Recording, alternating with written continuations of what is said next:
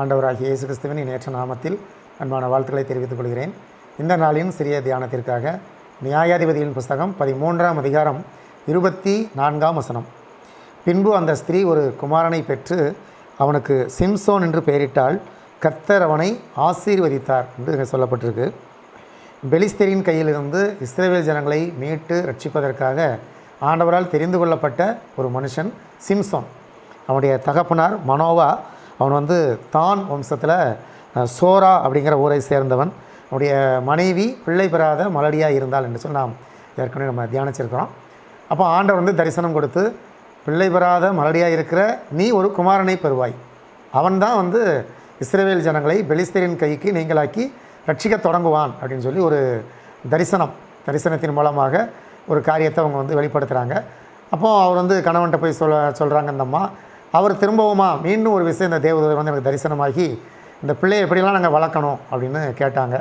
அப்போ அவங்க தெளிவாக இந்த பிள்ளையை வளர்க்க வேண்டிய வழி அதெல்லாம் எல்லாத்தையும் சொன்னாங்க. அவர் தேவனுக்கென்று நசரேயனாக இருப்பான், தீட்டானது எதையும் புசிக்கக்கூடாது, சாப்பிடக்கூடாது, எல்லாவற்றையும் அவனுக்கு தெளிவாக இப்படி இருக்கணும்னு சொல்லி சொல்கிற காரியத்தை நாம் பார்க்குறோம்.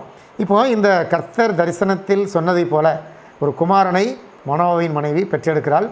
அவனுக்கு சிம்சோன் என்று சொல்லி பெயரிட்டாள் என்று சொல்லி வேதத்தில் சொல்லப்பட்டிருக்கு. இந்த சிம்சோனுக்கு ஆண்டவர் செய்த காரியங்கள், ஆண்டவரால் தெரிந்து கொள்ளப்பட்ட அந்த மனிதன், ஆண்டவரால் முன்குறிக்கப்பட்ட அந்த சிம்சோனை ஆண்டவர் என்ன செஞ்சார் அப்படின்னா ஒரு 3 காரியங்கள் நம்ம இந்த பகுதியில் நம்ம பார்க்குறோம். அது என்ன அப்படின்னா, முதலாவது பார்த்திங்கன்னா அவருடைய நாமம் அதிசயம் அப்படின்னு சொல்லு. அவர் என்ன அப்படின்னா அதிசயமாக பிறக்க வைத்தார். பிள்ளை பெறாத மலடி, ஆனால் அவளுக்கு ஒரு குமாரன் பிறப்பான், அதுதான் இந்த சிம்சோன் என்று சொல்லி வாக்கு கொடுக்கப்பட்டது. அந்த வாக்கின்படி பெற்ற இந்த பிள்ளை தான் சிம்சோன். அப்போது அவனுடைய பிறப்பிலே பார்த்திங்கன்னா ஒரு அதிசயமாக பிறந்தவன். ரெண்டாவது பார்த்திங்கன்னா அங்கே போட்டிருக்கு, என்ன போட்டிருக்கு அப்படின்னு சொன்னால் 13ஆம் அதிகாரத்தில் 24ஆம் வசனம் சொல்லியிருக்கு, கர்த்தர் அவனை ஆசீர்வதித்தார் அப்படின்னு சொல்லப்பட்டிருக்கு. இன்னும் நம்ம பார்க்கலாம் 25ஆம் வசனத்தில் தனது ஆவியினால் அவனை நிரப்பி அவனை ஏவத் தொடங்கினார் அப்படின்னு போட்டிருக்கு. 3 காரியம். ஒன்று, அதிசயமாய் அவனுடைய வாழ்க்கையில் அதிசயங்களை செய்தார், ஆசீர்வதித்தார், ஆவியினால் அவனை நிரப்பினார் சொல்லி நம்ம இங்கே பார்க்குறோம். ஒருவேளை நம்ம ஆண்டவருடைய பணியை செய்வதற்கு யாரை ஆண்டவர் தெரிந்தெடுத்து கொள்கிறாரோ அல்லது யாரை ஆண்டவர் முன்குறித்து அழைக்கிறாரோ அவர்களை அதிசயத்தின் வழியிலே நடத்துகிறார், அவர்களை ஆசீர்வதிக்கிறார். அவர்களை என் பணியை செய்யி அல்லது என்னுடைய காரியத்தை செய்யுன்னு சொல்லி அவங்கள சும்மா விட்டு விடாமல் அவர்களை பலப்படுத்தும்படிக்கு, அவர்களுக்கு சத்துவத்தை கொடுக்கும்படி தன்னுடைய பரிசுத்த ஆவியினால் அவர்களை நிரப்புகிறார் என்று சொல்லி நாம் அறிய முடிகிறது. இந்த சிம்சோன் அப்படித்தான். இந்த சிம்சோன் தான் இஸ்ரவேல் ஜனங்களை பெலிஸ்தரின் கைக்கு நீங்களாக்கி ரட்சிக்க வேண்டும், ஆண்டவருடைய ஜனங்களை மீட்க வேண்டும், ஆண்டவரிடத்தில் கொண்டு வரணும். அதற்காகத்தான் இவனை அதிசயமாய் பறக்க வைத்து அவனை ஆசீர்வதித்து அவனை தன்னுடைய ஆவியினால் நிரப்பி அவனை ஏவத் துவங்கினார் என்று சொல்லி நாம் இங்கே பார்க்குறோம். ஒருவேளை ஆண்டவர் அவருடைய வாழ்க்கையில் அந்த அதிசயங்களை காட்டுறது எதுக்காக அப்படின்னா தன்னுடைய மகத்துவத்தை உணர்ந்து கொள்வதற்காக. இந்த பணியை செய்ய போகிறோம், ஆண்டவருடைய பணியை செய்ய போகிறோம். அப்போ ஆண்டவர் அந்த அதிசயத்தின் மூலமாக அந்த வல்லமை வழங்க பண்ணும்போது இப்படி ஒரு அதிசயமான தெய்வம் என் கூட இருக்கிறாரு, இப்படி ஒரு வல்லமை உள்ள தேவன் என் கூட இருக்கிறாரு, ஒரு மகத்துவமான ஒரு ஆண்டவர் என் கூட இருக்கிறாரு அப்படிங்கிற ஒரு நம்பிக்கை வரும்படியாக ஆண்டவர் அதிசயங்களை செய்கிறார். அதே நேரத்தில் ஆண்டவர் தன்னுடைய பிள்ளைகளை ஆசீர்வதிக்கிறார். தான் தெரிந்து கொண்ட பிள்ளைகளை அவர் அப்படியே விட்டு விடுகிற தேவன் அல்ல, அவர் ஆசீர்வதிக்கிறார். வேதத்தில் சொல்லப்பட்டிருக்கு, சங்கீதத்தில் சிங்கக்குட்டியில் கூட ஒருவேளை தாழ்ச்சி அடைந்து பட்டினியாக இருக்கலாம், ஆனால் கர்த்தருடைய பிள்ளைகள் ஒருபோதும் அவர் தாழ்ச்சி அடைவதில்லை, குறைவுபட்டு போவதே கிடையாது என்று சொல்லி நம்ம அங்கே பார்க்குறோம். அதே போல் ஆண்டவர் தன்னுடைய ஊழியக்காரரையோ அல்லது தன்னுடைய பணியை செய்ய நியமித்தவர்களையோ அவருடைய இஷ்டத்துக்கு நீங்கள் போய் செய்யுங்க அப்படின்னு சொன்னால் இந்த உலகத்தில் ஞானத்தோடு செய்ய முடியாது, சத்துருவின் போராட்டத்தை எதிர்த்து நிற்க முடியாது. அதனால தான் தன்னுடைய ஆவியை அனுப்புகிறார். நம்ம புதிய ஏற்பாட்டில் நம்ம ஏற்கனவே நம்ம சொன்ன ஒரு நாளில் சீசர்களை ஆண்டவர் அனுப்பும்போது, உலகத்துக்குள்ளே அனுப்பும்போது முதலாவது அவர் மேல் ஊதி பரிசுத்த ஆவியை பெற்றுக்கொள்ளுங்கள் அப்படின்னு சொல்கிறார்.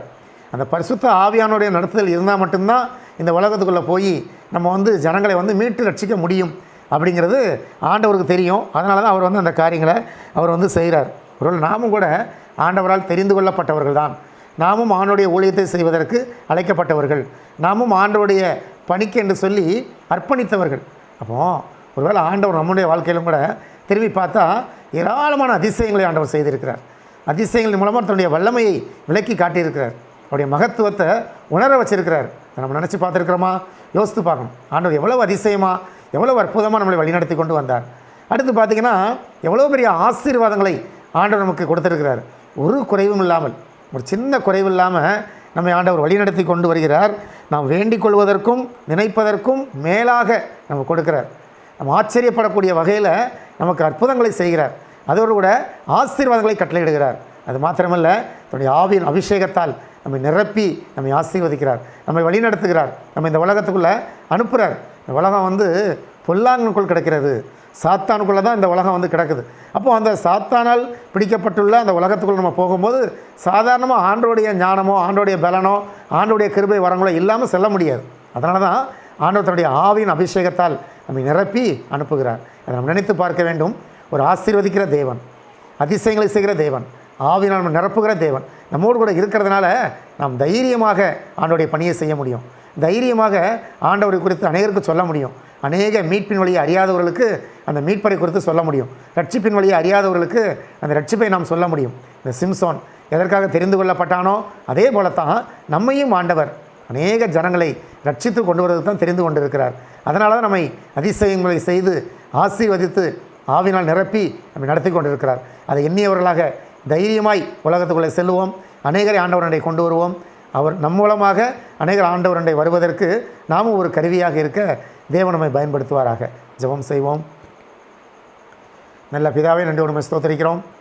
எங்களையும் தெரிந்து கொண்டு முன்குறித்து தாயின் கருவிலே உருவாவதற்கு முன்னதாகவும் உலகத் தோற்றத்திற்கு முன்னதாகவும் எங்களை அழைத்து அறிந்திருக்கிறீர் ஆண்டவரே.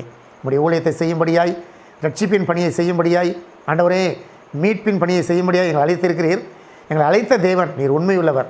எனவே எங்களுடைய வாழ்க்கையில் அதிசயங்களை செய்கிறீர், எங்களை ஆசீர்வதிக்கிறீர், நம்முடைய ஆவியால் எங்கள் நிரப்புகிறீர் ஆண்டவரே. எனவே இப்படிப்பட்ட ஒரு தெய்வம் எங்களோடு இருக்கிறபடினால் நாங்களும் தைரியமாக இந்த உலகத்துக்குள்ளே சென்று சாத்தானை மேற்கொள்ளவும், ஆண்டவரே சாத்தானின் பிடியில் இருக்கிற ஜனங்களை மீட்டு கொண்டு வரவும் எங்களை பயன்படுத்தியறலும். இன்னும் அதிகமாய் நாங்கள் உற்சாகமாய் ஊழியம் செய்வதற்கு எங்களை பலப்படுத்தியறலும். இயேசுவின் மூலம் ஜெபிக்கிறோம் நல்ல பிதாவே, ஆமென்.